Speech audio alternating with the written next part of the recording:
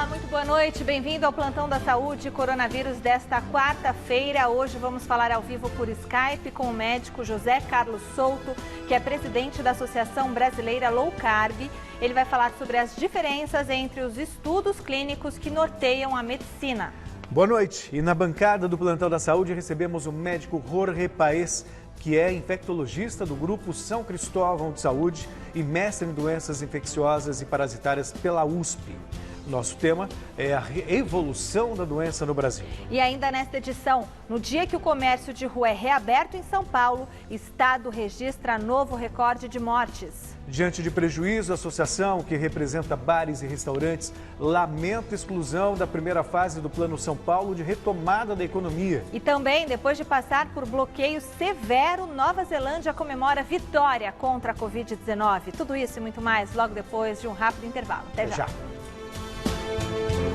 Bom, estamos de volta e vamos ao nosso telão da saúde ver como está a atualização dos casos do novo coronavírus no país e no estado de São Paulo. Celso. Muito bem, Michele, até a última atualização feita pelo Ministério da Saúde ontem à noite, o Brasil registrava 38.406 óbitos e 739.503 casos. Olha que aumento forte. Hoje, no estado de São Paulo, pelos números atualizados, já são 9.862 mortes e 156.316 registros da doença. Em 24 horas, foram 340 óbitos e 6.178 novos casos no estado.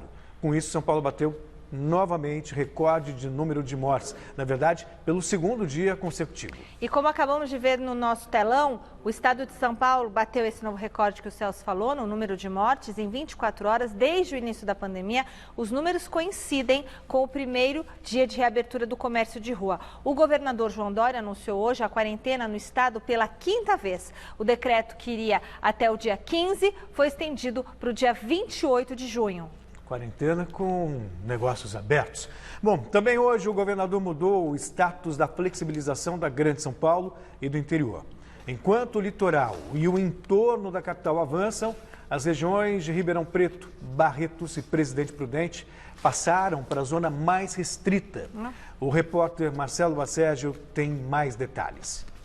A partir de segunda-feira, quando começa uma nova quarentena, válida até o dia 28 de junho, a região metropolitana de São Paulo fará parte da fase laranja, em que é permitida a abertura de comércios de rua, shoppings, concessionárias de veículos, escritórios e atividade imobiliária. Em contrapartida, o governo informou que as regiões de Barretos, Presidente Prudente e Ribeirão Preto, que até então figuravam na fase amarela, regrediram para a fase vermelha, a mais restrita, na qual é permitido o funcionamento apenas de serviços essenciais, por causa do aumento no número de internações e óbitos por Covid-19. Nesta última semana, o crescimento acima da semana anterior de internações foi de 51%, e a variação de óbitos acima da semana anterior foi de 100% na região de Ribeirão Preto.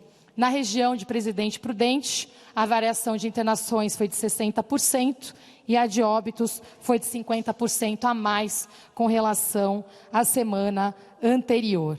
E para finalizar, a região de Barretos teve um crescimento de internações de 93% acima da semana anterior e de 100% em óbitos. Apesar de Sorocaba e Campinas terem sido mantidas na fase laranja, as regiões estão em situação que pode fazê-las regredirem de fase nos próximos dias, como aconteceu com Bauru e Araraquara, que da amarela passaram para a fase laranja. Esse é o momento de controle e atenção no interior do estado e nessas regiões eu registro a tendência para Sorocaba e Campinas também de uma evolução na pandemia. Ainda não superou esses índices, mas como nós já adiantamos anteriormente, em 7 dias nós podemos regredir se for necessário e já deixamos em alerta também essas duas regiões. O estado de São Paulo registrou hoje novo recorde no número de óbitos pelo novo coronavírus. 340 pessoas faleceram nas últimas 24 horas. No entanto, com a reabertura de estabelecimentos considerados não essenciais, aglomerações puderam ser vistas em diversas regiões comerciais da capital, como a Rua 25 de Março, situação que pode causar uma onda de contágio da doença ainda maior. Os protocolos assinados entre a Prefeitura e os vários segmentos autorizados no decreto do Governo do Estado estabelecem condições de distanciamento social, de higiene e sanitização e também de comunicação bastante rígidos. O prefeito também disponibilizou para a cidade de São Paulo mais 2.700 ônibus para funcionar, e os dois setores que voltaram, o de comércio que voltou hoje, que funciona entre 11 e 15 horas, não vai colidir com o de shopping centers, que deve ser autorizado amanhã, que é das 16 às 20. De acordo com o governo, os indicadores do Plano São Paulo vêm apresentando melhora nas últimas semanas. No dia 1 de junho, a taxa de ocupação de leitos de UTI era de 72,6% no estado. Já no dia 8, passou a ser de 69,1%. O número de leitos de UTI por 100 mil habitantes também aumentou. Foi de 15,4 para 18,1. Porém, nos últimos 2 dias, o estado bateu recorde em número de mortos pelo novo coronavírus. Ainda assim, João Dória ressaltou o impacto das medidas de restrição do governo, mesmo com a previsão de São Paulo chegar a 200 mil casos e 20 mil óbitos até o final de junho. Atualmente, já foram registradas 9.862 mortes no estado. E este trabalho feito em São Paulo, sob o comando do Comitê Médico, o Centro de Contingência do Covid-19, já salvamos em São Paulo 95 mil vidas. Estamos salvando cerca de 40 vidas por hora e evitando a contaminação de 10 pessoas por minuto. O governador João Dória também aproveitou para rebater a deputada Carla Zambelli, que em suas redes sociais manifestou que o governo de São Paulo seria um dos próximos a serem alvo de investigação da Polícia Federal por supostos atos ilícitos no combate à pandemia, como desvios na construção de hospitais de campanha e compras de respiradores. São Paulo tem todas as suas ações fiscalizadas pelos órgãos fiscalizadores e que tem competência para realizar fiscalização das contas públicas, ouvidoria, Ministério Público, Tribunal de Contas e Tribunal de Justiça. São Paulo não precisa de vitrola parlamentar ideológica e nem de uma deputada que prefere engraxar as botas dos militares, especialmente do seu chefe, o presidente da República. E um levantamento da Prefeitura de São Paulo mostra a divisão por bairros da capital que concentram as mortes pelo novo coronavírus. Os dados coletados até o dia 5 de junho apontam que a Brasilândia, na Zona Norte, tem 247 mortes, entre suspeitas e confirmações. Já Sapopemba, na Zona Leste, tem 245 mortes. Em terceiro lugar, aparece a região do Grajaú, com 215 mortes. Seguido dos outros 2 distritos do extremo da Zona Sul, Jardim Ângela e Capão Redondo, ambos com 197 óbitos. Já no ranking de óbitos por 100 mil habitantes na cidade, o Pari, na região central, assumiu a primeira posição com um índice de 125,86. O Campo Belo, área nobre da Zona Sul, está em segundo lugar com 117,66 mortes por 100 mil habitantes. Em seguida estão Brás com 114,99, Limão com 114,24 e Arthur Alvim com 113,48. Para efeito de comparação, os Estados Unidos, que lideram um ranking mundial de óbitos ligados ao novo coronavírus, com 111,7 mil registros, apresentam uma taxa de 34,05 mortos por 100 mil habitantes. Bom, e nós vamos a mais informações. O repórter Osmar Garrafa está ao vivo no Hospital de Campanha do Ibirapuera e tem a atualização da situação por lá e sobre a ocupação de leitos nos demais hospitais do tipo na cidade. O Parque do Ibirapuera, ao contrário dos shoppings que abrem amanhã, continua fechado. Certo? Como está a movimentação nos arredores, Garrafa? Boa noite. Boa noite. Boa noite, Celso. Boa noite, Michele. Boa noite a todos. Como você bem destacou, né, Celso? O Parque do Ibirapuera, os demais parques da cidade não fazem parte dessa flexibilização. Eles permanecem fechados. Será assim também no dia de amanhã. mas aqui nos arredores que a gente percebeu foi um trânsito um pouquinho maior em relação aos dias anteriores e também aqueles populares aí se utilizando de praças nas cercanias do Ibirapuera para a prática de exercício, área de lazer, pessoas aí, como tem sido rotina aqui nas proximidades do Ibirapuera.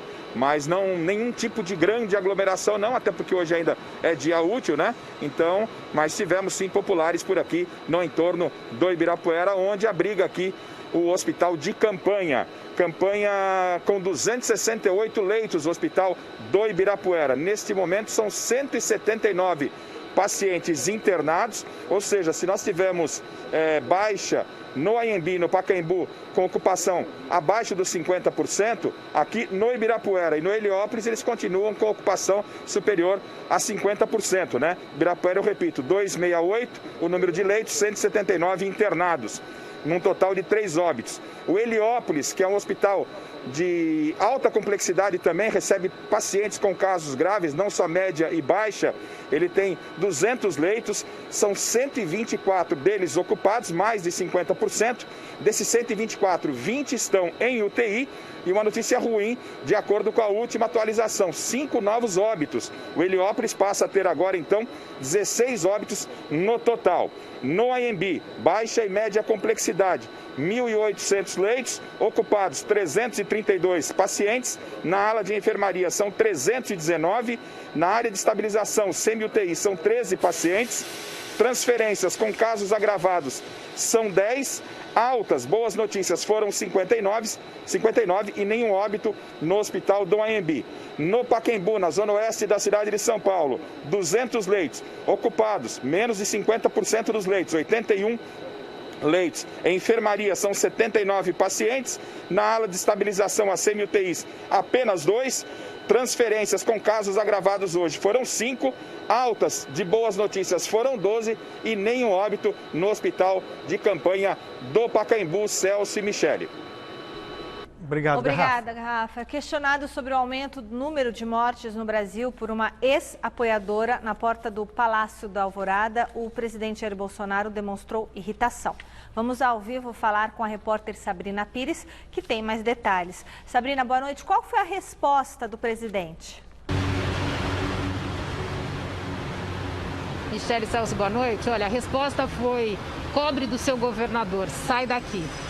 Esse espaço em frente ao Palácio da Alvorada, a residência do presidente da República, é conhecido por sempre ter um grupinho de apoiadores e também um outro espaço para jornalistas.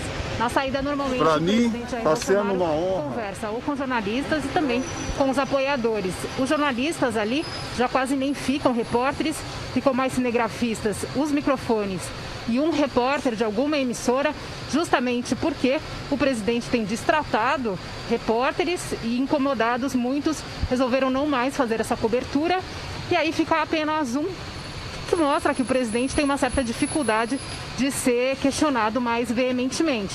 E hoje aconteceu isso do outro lado, com os apoiadores, nesse grupo de apoiadores que normalmente hostilizam, os apoiadores hostilizam os jornalistas também, mas hoje essa mulher estava no grupo dos apoiadores, estava com um cartaz com o número de mortes por Covid-19 aqui no Brasil, mais de 38 mil, e falou para o presidente olhar para aquele número e que ela sentia que Jair Bolsonaro tinha traído a população. Nesse momento o presidente virou as costas, os apoiadores reclamaram, criticaram, falaram que era uma bobagem o que ela estava falando, mas depois ele voltou e aí falou: cobre do seu governador, sai daqui, você já foi ouvida. Mais tarde essa mulher foi identificada como uma funcionária do gabinete do vereador aqui de São Paulo, Fernando Holliday, do Patriotas. Patriotas apoiava o presidente Jair Bolsonaro, depois rompeu com o presidente da República. Voltamos ao estúdio. Obrigada, Sabrina. O Plano São Paulo de retomada gradual da economia entrou em mais uma fase prática hoje, com a reabertura do comércio de rua e a volta das imobiliárias. As categorias devem obedecer às normas sanitárias e operar em horário reduzido. Amanhã é a vez dos shopping centers. Apesar dos cuidados, a preocupação é grande. A rua 25 de março, maior centro de compras populares da cidade, ficou lotada já no primeiro dia com registros de filas de consumidores. O repórter José Paes percorreu a região e tem mais detalhes. A fila logo cedinho já era um indício do que estava por vir. Olha, eu acho que é necessário, mas sempre com todas as precauções. Isso que a dona Marta diz ser necessário é o retorno do comércio de rua em São Paulo. A reabertura faz parte do plano estadual de retomada da economia durante a atual crise envolvendo a Covid-19. Além do setor, as imobiliárias foram autorizadas pela prefeitura a voltar hoje às atividades, mesmo que de maneira parcial. Ambas as categorias podem funcionar com expediente reduzido por até 4 horas por dia e fora dos horários de pico. Para o comércio de rua, o controle é ainda maior e o funcionamento ficou restrito entre as 11 da manhã e as 3 da tarde. Os comerciantes, é bem verdade, não sabem o que esperar das vendas nesse período. Ainda nós não sabemos como que vai ser, né? Mas vai durante o decorrer da semana que nós vamos ver como que vai ser isso aí. Todos nós já estávamos ficando já sem fôlego, afinal de contas são quase 90 dias com a loja fechada, é um período muito grande, mas graças a Deus estamos reiniciando tudo novamente. E foi justamente às 11 horas em ponto que as lojas aqui da rua 25 de março voltaram a abrir. E para manter essas portas abertas, os estabelecimentos vão precisar seguir normas rígidas de segurança. Álcool em gel e termômetro passaram a ser itens básicos na entrada de todos os comércios que estão operando na cidade. Alguns, na 25, chegaram a pintar no chão a distância correta a ser respeitada nas filas. Apesar das orientações das autoridades, a quantidade de pessoas na região era enorme. A dona Maria se sentiu bastante vulnerável nas lojas. Eu estou fazendo a minha parte, né, de tomar os cuidados. E segura, eu não posso afirmar que eu estou, né? Mas eu peço a proteção de Deus.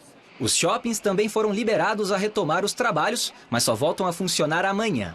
Eles podem escolher abrir entre as 6 e as 10 da manhã ou entre as 4 da tarde e as 8 da noite, permitindo apenas 20% da capacidade de público. A reabertura acontece exatamente no momento em que São Paulo tem registrado seguidos recordes de casos e de mortes pela Covid-19.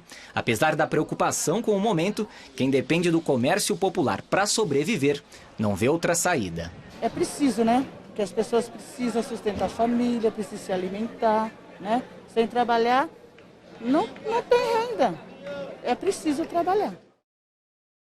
E o secretário municipal de saúde, Edson Aparecido, diz que a cidade de São Paulo pode recuar na abertura do comércio caso haja aumento significativo de internações e mortes pelo novo coronavírus. E um novo estudo realizado por cientistas das universidades de Cambridge e Greenwich, no Reino Unido, aponta que o uso de máscaras pode diminuir a transmissão do novo coronavírus. Os resultados da pesquisa foram publicados hoje na revista científica Proceedings of the Royal Society. Os pesquisadores avaliaram diferentes cenários de utilização de máscaras combinados a períodos de confinamento e constataram que o uso sistemático da proteção por 50% ou mais da população pode reduzir a propagação do vírus e prevenir futuras ondas de contaminação. Bom, e vamos agora à nossa primeira entrevista do dia, ao vivo por Skype, com o médico José Carlos Souto, que é presidente da Associação Brasileira Low Carb, com residência em cirurgia geral e urologia pela Faculdade Federal de Ciências da Saúde de Porto Alegre. Com ele nós vamos tratar das diferenças entre os estudos clínicos que norteiam a medicina. Boa noite, doutor. Seja bem-vindo ao Plantão da Saúde. Obrigado por aceitar o nosso convite. E, doutor, entender as pesquisas científicas não é uma tarefa fácil, ainda mais em tempos de fake news. E há ainda quem se aproveite dessa confusão para manipular as conclusões desses estudos, sem deixar clara a representatividade de cada um deles. Então, para começar a conversa, eu gostaria que o senhor explicasse para nós, para quem assiste em casa especialmente, qual a diferença de um estudo clínico randomizado e um estudo observacional que usa a base de dados, como foi o caso da The Lancet, sobre a cloroquina, por exemplo, e precisou ser retratado. Mais uma vez, boa noite. Boa noite. Boa noite, muito obrigado pelo convite. E como você disse, a gente vive tempos em que discussões que antes eram só acadêmicas e restritas aí aos médicos, hoje estão presentes na casa, no telejornal de todas as pessoas, e se fala muito em estudos científicos. Existem dois grandes tipos de estudos científicos clínicos, como você falou, o ensaio clínico e o estudo observacional. O estudo observacional, ele é como uma enquete, né? Então eu vou fazer um levantamento, que é o caso desse estudo que foi publicado no Lancet, de quem estava sendo tratado com a cloroquina, quem não estava sendo tratado com a cloroquina, mas não havia um protocolo pré-definido para que as pessoas fossem tratadas ou não tratadas.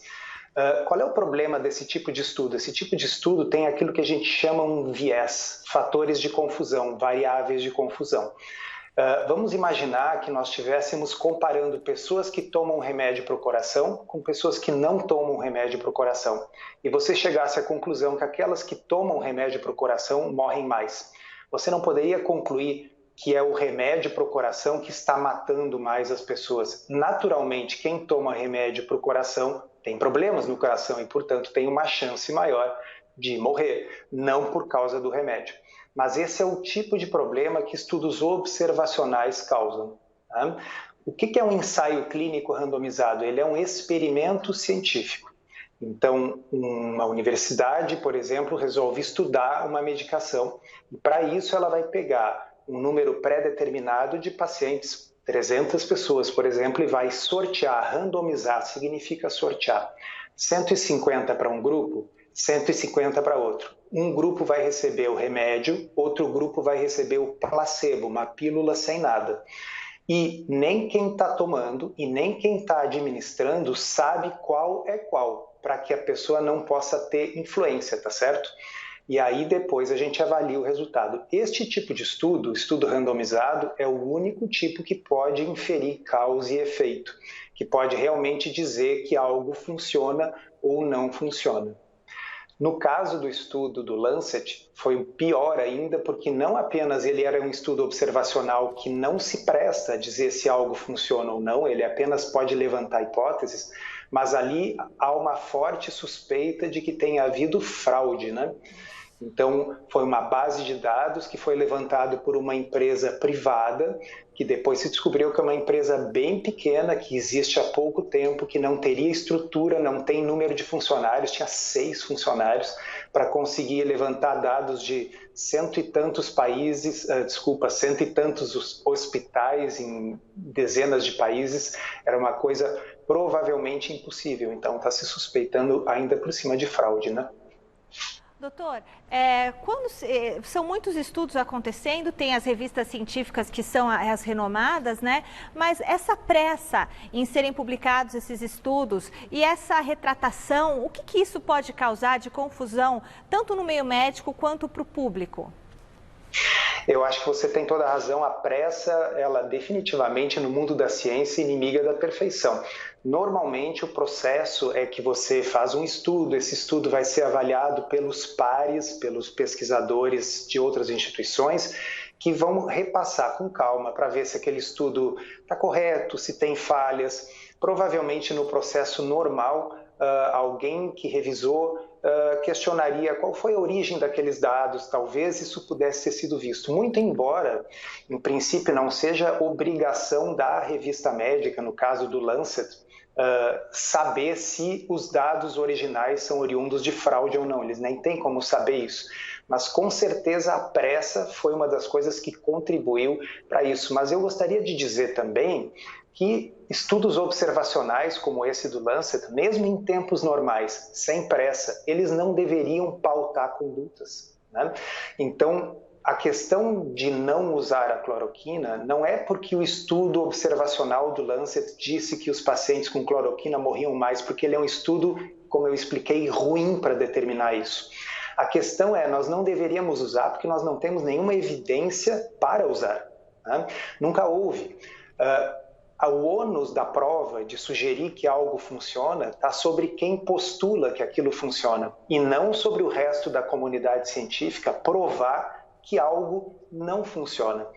Veja bem, para cada molécula que a indústria farmacêutica quer avaliar se vai funcionar ou não, se um dia vai poder virar um remédio, nós temos 5.000 moléculas até chegar em um que funciona. As outras 4.999 param no meio do caminho porque os estudos mostram que não são eficazes. Isso com moléculas novas que a indústria farmacêutica desenvolveu para tratar uma doença específica. Qual é a chance de que uma droga que é para tratar malária vai ser extremamente eficaz numa doença viral nova? A chance é muito pequena. Então a gente já começa com uma plausibilidade muito pequena de que fosse funcionar. Então, o estudo do Lancet não é o motivo pelo qual a gente não deveria usar a cloroquina. Ela não deve ser usada porque ela não tem nenhuma evidência a favor de ser usada. Então, é assim que a ciência funciona. Quem postula uma hipótese é que tem que provar que funciona. Não cabe ao resto do mundo provar que algo não funciona. Agora, doutor, a Covid-19, com tudo que ela tem de surpreendente, olhando para frente, ela levanta várias questões. A importância de amenizar as desigualdades, a importância de um sistema de saúde sólido, também a questão relacionada à saúde, a própria questão da imunidade. O senhor, como presidente da Associação Low Carb, eu gostaria que o senhor falasse qual é o papel da alimentação, até para que as pessoas tenham uma imunidade maior e possam realmente estar mais fortes quando surge um vírus como esse. Então, nós já sabemos que existem vários fatores que predispõem a um prognóstico pior com a Covid-19. Obesidade, diabetes, a glicose elevada no contexto do diabetes, hipertensão, e todas essas são circunstâncias fortemente ligadas ao estilo de vida. E o que nós temos visto, inclusive teve um estudo francês que mostrou que durante o período do confinamento as pessoas engordaram um certo número de quilos em média, porque, enfim, as pessoas ficam ansiosas, ficam mais em casa, passam a comer, a beliscar, a comer fora de hora. Então, eu diria que, embora não exista nenhum estudo randomizado, como nós falamos, para provar isso, mas é bem razoável supor que se as pessoas cuidarem da sua saúde, mantendo um estilo de vida que inclua uma alimentação sem excesso de açúcar, sem excesso de farináceos, pão, massa, biscoito, e focarem mais em comida de verdade, dentro daquilo que as próprias diretrizes nutricionais do Brasil sugerem, que são alimentos não processados ou minimamente processados. Isso faz com que você vá ter uma saúde mais robusta e, muito provavelmente, isso vai dar para você uma condição melhor de resistir não apenas à Covid-19, mas a todas as outras doenças. Rapidinho, ou seja, veio na caixinha, veio embalado, evite. Exatamente. É até clichê a gente dizer desembale menos e descasque mais, mas está correto. Né? E quanto mais as pessoas puderem se focar naquilo que tem no açougue, na peixaria e na feira, melhor. Quanto menos biscoito, massa, pão, açúcar, doces, melhor vai ser a sua saúde, mais você vai tender a perder o excesso de gordura. E doenças como pressão alta, gordura no fígado, diabetes, estão todas ligadas ao excesso do consumo desses alimentos ultraprocessados, cheios de carboidratos refinados. Doutor, é verdade que quando a pessoa está com gripe, se ela comer um pedaço de bife, um bom pedaço de carne, ela tem uma resposta melhor e sara mais rápido da gripe? Olha, eu acho que a gente não pode afirmar isso dessa forma. Volto a insistir que a pessoa estando bem nutrida, não estando obesa, não estando diabética com seu diabetes descontrolado, com certeza ela vai ter uma resposta imunológica melhor. O que nós temos são estudos mostrando que a deficiência de proteína na dieta, especialmente nos casos de desnutrição, está sem dúvida associada a uma imunidade mais baixa. A gente vê estudos em países em desenvolvimento em que essa deficiência de proteína aumenta o risco, inclusive de doenças como tuberculose, por exemplo, que são muito ligadas à função imunológica. E, claro, um bife é uma excelente fonte de proteína, assim como o peixe, assim como o frango, assim como ovos, assim como laticínios. Então, mais uma vez, o foco em alimentos não processados e minimamente processados. Muito obrigada, doutor José Carlos Souto, presidente da Associação Brasileira Low Carb, com residência em Cirurgia Geral e Urologia pela Faculdade Federal de Ciências da Saúde de Porto Alegre. Doutor, muito obrigada pela entrevista. Obrigado pelo convite. Boa noite, seja sempre bem-vindo. Profissionais de diferentes categorias fizeram hoje uma manifestação pela reabertura consciente do comércio em São Paulo. Entre os profissionais que se mobilizaram estavam cabeleireiros e garçons. Eles pedem que os salões de beleza e os bares também sejam incluídos no plano que prevê a reabertura gradual da economia. Segurando faixas e cartazes, algumas com bandeiras de diversas nacionalidades, os profissionais que dependem exclusivamente do expediente do dia para levar o sustento para casa, gritavam a frase: "Queremos trabalhar". Um carro de som foi usado pelos profissionais da beleza, também em protesto contra os meses parados. A manifestação foi pacífica, teve início em frente à Câmara Municipal e seguiu pelas ruas da Bela Vista até o início da tarde. A Associação Brasileira de Bares e Restaurantes de São Paulo lamenta a exclusão da primeira fase do Plano São Paulo de retomada gradual da economia. O setor, que estima que 20% dos estabelecimentos já faliram desde o início da pandemia, alega estar preparado para voltar a atender os clientes com segurança. Enquanto a reabertura de portas parece um sonho distante, tem até campanha para ajudar o pagamento dos salários dos funcionários parados. A reportagem é de Jonas Campos. A Vila Madalena, sim, vazia num dia de sol, representa bem o momento. Segundo a Associação Nacional de Bares e Restaurantes, 20% do setor, o que engloba aproximadamente 50 mil estabelecimentos, faliu no estado de São Paulo desde o início da pandemia, motivo de apreensão para o Sindicato dos Trabalhadores da área. É muito grave porque o setor patronal ele vem assinalando um número muito grande de estabelecimentos que estão encerrando as suas atividades. A reabertura de bares como esse, que na rotina normal, numa noite boa, chega a receber cerca de 300 pessoas, ainda parece uma realidade distante. Enquanto isso, os estabelecimentos tentam sobreviver com delivery e campanhas. E a preocupação com os funcionários aumenta a cada dia. Mesmo que a gente se reinvente, todos dessa área vão sofrer consequências e vão perder muita renda, porque boa parte do rendimento vem dos 10%, né? E quando você não tem atendimento, você não tem esses 10%. O salário é muito baixo. Essa campanha do tradicional Bar do Baixo, ponto de entretenimento cultural da Vila Madalena, nada mais é do que um pedido de ajuda para sobreviver e seguir honrando os compromissos da folha de pagamento. Muitos funcionários que dependem de serviços presenciais, como garçons, técnico de som e auxiliares da limpeza, estão parados nesse momento. Tem uma filha recém-nascida, 2 meses. Essa situação que está aí está complicado, né? Ajuda de amigos. Eu sou mais na parte artística. Não tem como por enquanto, né? Porque tá fechado, né? Não tem bandas, não tem DJs, não tem essa parte de iluminação, de cenografia. Então, por enquanto, é esperar mesmo, né? A gente vai tentando, o bar também tá ajudando bastante, continua pagando a gente mesmo estando em casa, o bar ajuda. E aí também consigo ter o auxílio do governo para poder seguir em frente, porque nesses momentos é difícil conseguir algo. A gente fica dependendo do auxílio também. Aqui a gente trabalha uma vez por semana. A gente tem a ajuda do delivery também. Tá caminhando um pouco, né? Espero que isso volte pra gente começar a dar o gás aqui. O Rafael, que é bartender, precisou se reinventar após ver sua renda cair 50% na crise. Agora, ele entrega coquetéis engarrafados na casa das pessoas. Essa realidade dos coquetéis engarrafados vai ser, para mim, uma nova realidade dos bares. E talvez é uma coisa que eu não pretendo parar. A gente não sabia o que seria também. Tentei, na sorte, conseguir alguns clientes que toparam essa experiência. E foi além do que eu esperava. Para ajudar profissionais da classe, o Rafael, em parceria com uma marca de cachaça, destina 10% do que arrecada por coquetel para um fundo de doações.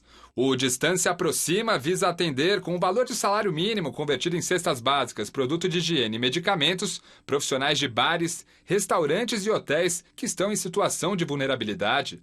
A Isadora é uma das idealizadoras do projeto. A força motora de bares e restaurantes e hotéis é aquela força invisível, que as pessoas às vezes não reparam que estão ali. E essas pessoas realmente sofrem muito. Então, o que a gente quis fazer foi realmente organizar um fundo que fosse voltado para a hospitalidade e criado por profissionais da hospitalidade. Um setor que precisa de ajuda e que não tem perspectivas para voltar a ser como era. O foco agora é evitar um colapso ainda maior. A melhor solução nesse momento é a manutenção dos postos de trabalho. Só que isso não depende apenas de uma questão de ação sindical. O que é importante o trabalhador saber é que, caso ele necessite, ele deve procurar, sim, o seu sindicato para que, eventualmente, seja analisado aquela situação se, porventura, ele for demitido. E recebemos aqui na bancada do Plantão da Saúde, para a nossa segunda entrevista do dia, o médico Jorge Paes, que é infectologista do Grupo São Cristóvão Saúde e mestre em doenças infecciosas e parasitárias pela Universidade de São Paulo. O nosso tema é a evolução da doença no Brasil em comparação com outros países. Muito boa noite, doutor. Muito obrigada pela sua participação aqui no Plantão da Saúde. Boa noite, Michele. Boa noite, Celso. Seja prazer estar aqui doutor. Com vocês. Prazer é nosso. Doutor, eu queria perguntar para o senhor o seguinte: qual que é a diferença entre uma pessoa assintomática e uma pessoa pré-sintomática? A pessoa assintomática é aquela que não vai ter sintoma nenhum no tempo. A pessoa pré-sintomática é aquela que, em algum momento, ela vai evoluir com sintomas sugestivos da doença. Tosse, febre, dor muscular e aí por diante. Entendi. Doutor, antes da gente fazer uma comparação da estratégia brasileira em comparação com os nossos vizinhos na América do Sul, queria fazer uma pergunta a respeito do que está acontecendo em São Paulo. A gente viu até na entrevista agora há pouco o governador se gabando do número de vidas que foram salvas por causa da flexibilização, ou melhor, do isolamento que foi feito no combate à pandemia. Agora, quando ele faz uma flexibilização que para muitos colegas seus é precipitada no momento quando a gente tem o número de casos subindo, não pode comprometer tudo que foi feito até aqui? Sim, essa é uma situação controversa. Nós acreditamos que por alguns indicadores que existem na literatura, não seria o momento ideal para flexibilizar as quarentenas. E com essa flexibilização nós vamos ter que esperar de 1 a 2 semanas para ver o impacto real dessa liberalização. Nós não sabemos se os números de óbito vão aumentar ainda mais do que já estão aumentando. Em nenhum país do mundo foi feita uma liberação das quarentenas, enquanto ainda tinha um aumento de número de óbitos, um aumento de número de casos. Então fica sempre essa dúvida, se era o momento para a gente fazer isso. Então o Brasil está indo na contramão de todo mundo, porque então eles liberavam, começavam a fazer essa flexibilização e essa reabertura a partir do momento em que havia uma queda, doutor? Isso, sempre para você poder fazer acabar com as quarentenas, você tem que ter um período de mais ou menos 2 semanas com uma queda sustentada de óbitos, de casos novos. Além disso, tem que ter um R, ou seja, a taxa de reprodutibilidade abaixo de 1 sistematicamente por mais de 14 dias. E são dados que a gente não está observando, nem em São Paulo, nem no Brasil. Então, fica a dúvida do impacto que isso vai ter no país. O doutor que está há 20 anos no Brasil, é praticamente um brasileiro, mas ele é colombiano de nascimento. E aí, aproveitando, qual é a comparação que a gente pode fazer do Brasil em relação aos vizinhos, que a gente vê que o Brasil está perdendo de goleada em relação ao número de mortos por cada 100 mil habitantes, em comparação com a Argentina, em comparação com o Paraguai.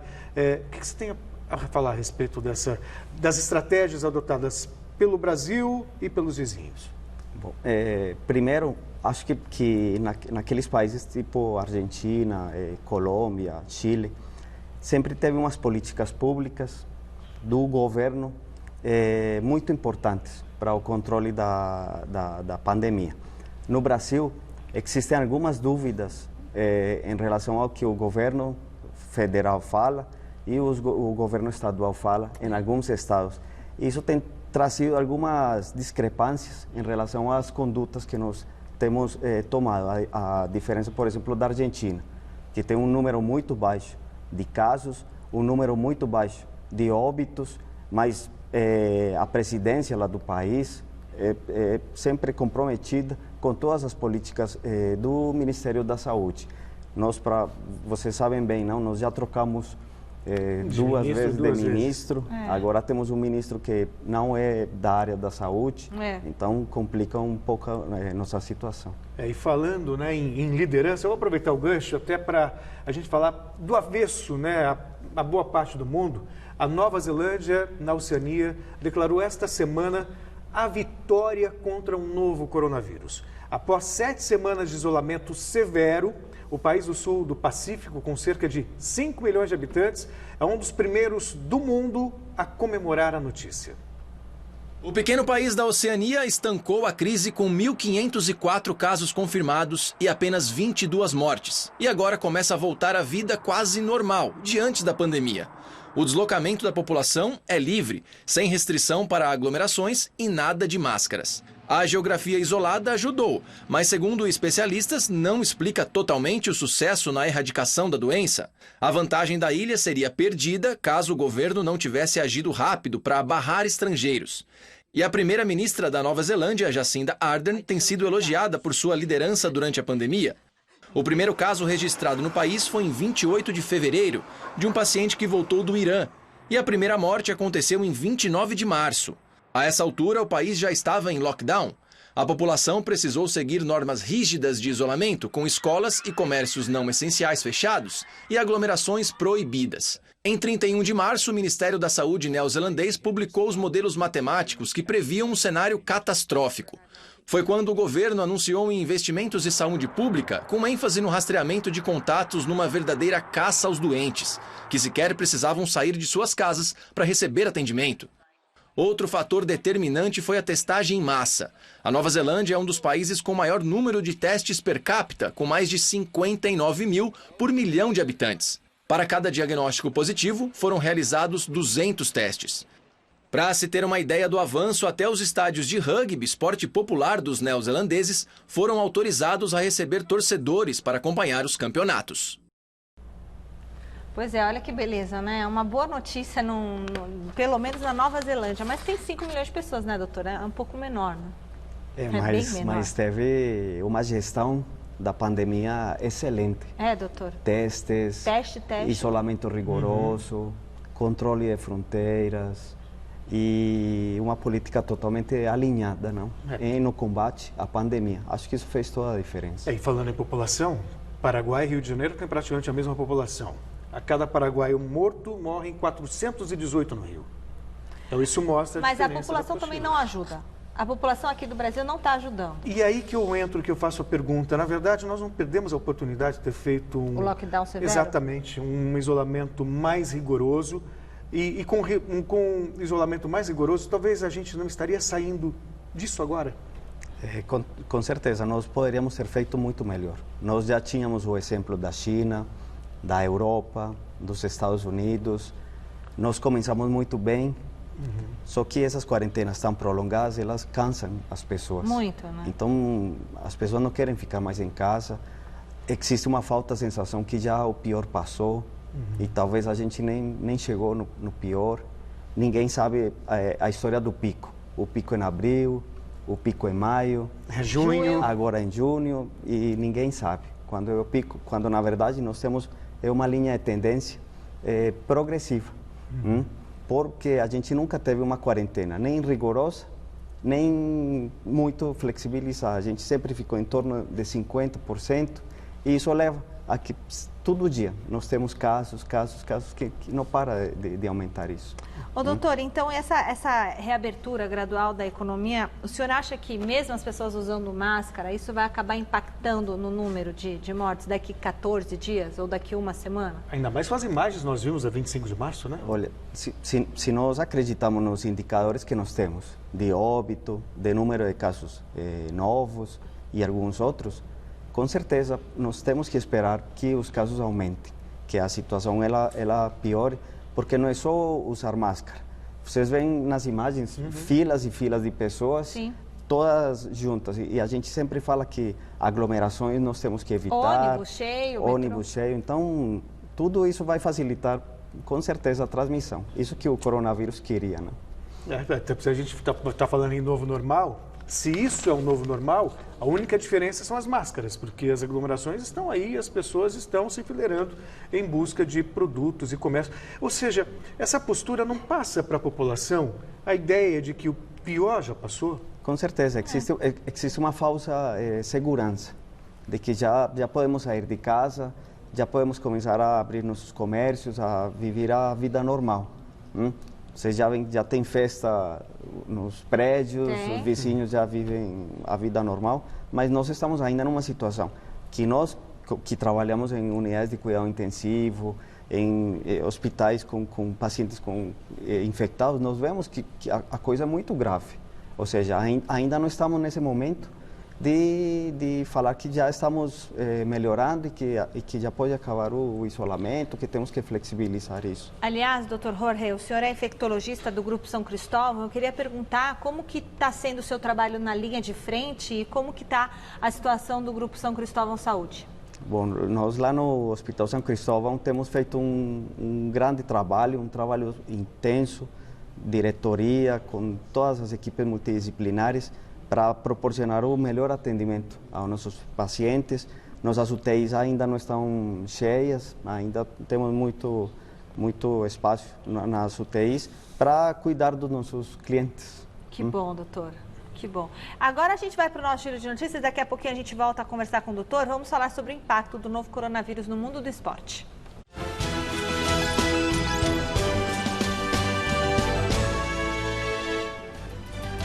O tenista número 1 do mundo vem colecionando declarações polêmicas nesse período de crise provocada pela pandemia do novo coronavírus. Depois de afirmar que não gostaria de ser obrigado a tomar uma vacina contra a Covid-19, caso ela existisse, o sérvio Novak Djokovic declarou ontem que pode abrir mão de participar do Aberto dos Estados Unidos. O atual líder do ranking mundial afirmou estar insatisfeito com as restrições impostas pela organização do torneio para evitar o contágio pelo novo coronavírus. As condições que mais incomodam o Novak Djokovic são o período de quarentena obrigatória de 14 dias no país antes do início da competição, a limitação do acesso para os treinos em quadra e a equipe de apoio nos jogos limitada a uma única pessoa. O Grand Slam norte-americano está marcado para começar no dia 31 de agosto, mas ainda corre o risco de ser cancelado. A definição sai na próxima semana. Enquanto a realização do principal torneio de tênis do país ainda é dúvida, hoje a Major League Soccer, principal liga de futebol nos Estados Unidos, anunciou oficialmente que vai retomar as atividades no próximo dia 8 de julho. O torneio da volta será disputado integralmente nos parques da Disney em Orlando. Os 26 clubes das confederações Leste e Oeste serão divididos em 6 grupos e farão 3 jogos. Isso na primeira fase. Líder e vice-líder de cada chave, além dos 4 melhores terceiros colocados, avançam para as oitavas de final. Os pontos somados contarão para a temporada regular. A final da competição está marcada para o dia 11 de agosto. 2 dias antes da volta da Copa da Itália, a Federação Italiana de Futebol anunciou mudanças nas regras da competição, visando contornar eventuais problemas com a preparação física após mais de 3 meses de jogos suspensos. A prorrogação em caso de empate foi cancelada. A igualdade no placar agregado levará diretamente à disputa por pênaltis. O torneio, que foi suspenso após o primeiro confronto das semifinais, será retomado com portões fechados na próxima sexta, com o clássico entre Juventus e Milan. O primeiro duelo acabou empatado por 1-1. Aqui no Brasil, o secretário estadual de Esporte, Lazer e Juventude do Rio de Janeiro, Felipe Bornier, sinalizou que o governo deve aceitar o protocolo médico para a retomada do futebol aprovado no último sábado pelo Conselho Arbitral da Federação de Futebol do Estado. A resposta oficial deve sair até o final desta semana. Uma vez confirmada a aprovação, a FERJ realizará nova reunião para determinar a data da volta do Campeonato Carioca. Vale destacar que a curva de casos de contágios e óbitos causados pelo novo coronavírus segue subindo no estado. Em São Paulo, ainda nada definido. A Federação Paulista de Futebol e os 16 clubes da elite do campeonato estadual realizaram uma reunião esta tarde. Anunciaram que seguem aguardando o aval das autoridades para a retomada gradual das atividades a partir da próxima segunda-feira, dia 15 de junho. O Red Bull Bragantino, única equipe que havia obtido autorização para a volta, paralisará os trabalhos e retornará em conjunto com os demais times. Amanhã, o protocolo sanitário elaborado pela entidade será apresentado aos prefeitos das 14 cidades que abrigam os clubes da Série A. Também para essa quinta está previsto encontro com representantes dos sindicatos, dos atletas e do Ministério Público do Trabalho para viabilizar o retorno o quanto antes. Espera-se que até sexta-feira aconteça uma definição. Mais informações do mundo do esporte você confere no site gazetesportiva.com. Doutor, a OMS, Organização Mundial de Saúde, ela voltou atrás naquela declaração sobre pessoas assintomáticas que raramente transmitiam a doença. Então, às vezes fala uma coisa, às vezes fala outra. Toda vez, né? Fala cloroquina é bom, cloroquina é ruim. Assintomático transmite, assintomático não transmite. Enfim, é uma confusão, toda vez as coisas vão mudando. Essa questão dos assintomáticos, pelo que o senhor tem visto no seu dia a dia, eles são vetores de transmissão da doença? Quanto tempo uma pessoa pode estar com o vírus e não apresentar, de repente, a doença? Né? Por exemplo, o Celso pode ter, eu não, mas o Celso pode estar com o vírus, quanto tempo ele pode ficar sem apresentar sinais da doença? E a partir de que dia que ele não tem mais nada? Na verdade, o paciente é assintomático. O problema é aquele assintomático que vai desenvolver a doença. Então, nós temos esse problema 24 horas antes do início dos sintomas. Ele é um grande transmissor. Então, mais ou menos 45% dos casos de transmissão é nesse momento. 24 horas antes do início dos sintomas. Agora, os que vão ficar assintomáticos o tempo inteiro, que é menos de 5%, eu não sei qual que é o impacto que eles têm na transmissão da doença. Nós temos que nos preocupar nos assintomáticos que vão desenvolver a doença e nos sintomáticos. E aqueles que têm sintomas muito leves, que eles também transmitem. Eles são os mais perigosos, porque eles estão com sintomas, mas eles não identificam esses sintomas, mas estão transmitindo e continuam na vida normal. Não? Esse é o grande problema. E esse problema apontado pela Michelle em relação a esse vai e volta se deve muito ao que está se conhecendo do vírus agora. Especialmente porque tem uma notícia nova também de que ele acaba afetando o sistema nervoso central de muitos pacientes, uma vez que os neurônios podem ser uma porta de entrada para uma multiplicação desses vírus, né, doutor? O primeiro, nós estamos lidando com uma doença nova. Nós não sabíamos nada até esse ano. Imaginava-se uma gripinha? Isso. Começou com uma gripe, que parecia uma influenza. Depois vimos que ela comprometia o pulmão mais do que a influenza, que tinha problemas de coagulação, que afeta o sistema nervoso central. Então, na verdade, o que aconteceu é uma viremia no corpo inteiro e ela compromete vários órgãos. E cada dia que a gente vai conhecendo mais a doença, vão aparecendo estudos como o doutor anterior falou, tem uns estudos controversos, porque ainda falta tempo. Nós ainda não sabemos totalmente como que essa doença se comporta e como que ela vai se comportar depois que você melhorar dos sintomas. Né? No caso agora que muita gente está saindo para trabalhar, muita gente está voltando, né, para o seu dia a dia, vai pegar transporte público, a gente já sabe, depois tem que limpar as mãos e tudo. Quando chega em casa, doutor, que cuidados a pessoa tem que ter? Além de tirar a roupa, tomar banho, mas por exemplo, a pessoa mora com uma mãe idosa ou com uma avó, né? Que cuidados as pessoas têm que ter dentro de casa neste momento de reabertura, de flexibilização? Como que fica dentro de casa? Por exemplo, o senhor que está ali na linha de frente, né? Que cuidados a gente tem que ter? O que a gente não pode fazer? Isso. O mais importante é o que Michelle falou, a higiene das mãos, o uso da máscara quando ele está fazendo as atividades, quando chega em casa, é o isolamento físico. É manter uma distância razoável das outras pessoas, evitar contato físico, beijos, abraços. Eu sei que isso é difícil, mas isso é muito importante, porque a transmissão da gotícula ela acontece a 1 metro, não? Então nós temos que evitar isso. E na casa nós temos que manter tudo muito limpo e lavar as mãos constantemente, evitar levar a mão no rosto, na boca, nos olhos, para evitar esses momentos de transmissão do vírus. Gente, é difícil, né? A pessoa... É complicado. E pode dormir na mesma cama, por exemplo, doutor? Assim, por exemplo, a esposa e o marido ainda dormem na mesma cama ou melhor ele dormir em quarto separado? Não, porque todo mundo ficando a 1 metro, 2 metros de distância. Meus filhos dormem comigo, todos abraçados. Olha, estou fazendo errado, doutor. Então, Reza! É super complicado, não? Porque você como vive, e assim, não tem estudo que mostre o que você faz. Olha, sem falar ainda na É um pouquinho de bom senso e tem que ter força, não é? Difícil. Fora ainda as sequelas que provavelmente a gente vai descobrir depois de passar a pandemia. Nós ainda vamos descobrir muita coisa, nós vamos descobrir dos remédios, qual que funciona, qual que não, como que é a ventilação mecânica ideal nesses pacientes, muita coisa ainda está por ser descoberta. Dr. Jorge Paez, médico infectologista do Grupo São Cristóvão Saúde, muito obrigada pela sua entrevista aqui. A casa é sua, esteja sempre convidado aqui. Muito obrigada, viu, doutor? Seja bem-vindo, doutor. Ai, gente, é difícil, porque se você não abraça e não beija os filhos, como é que faz? Eles ficam com mais sequelas, né? Mais tristeza, que só ficam confinados em casa. Gente, boa noite. Beijo, até amanhã. Fique Tchau. agora com o Jornal da Gazeta. Até amanhã. Boa noite.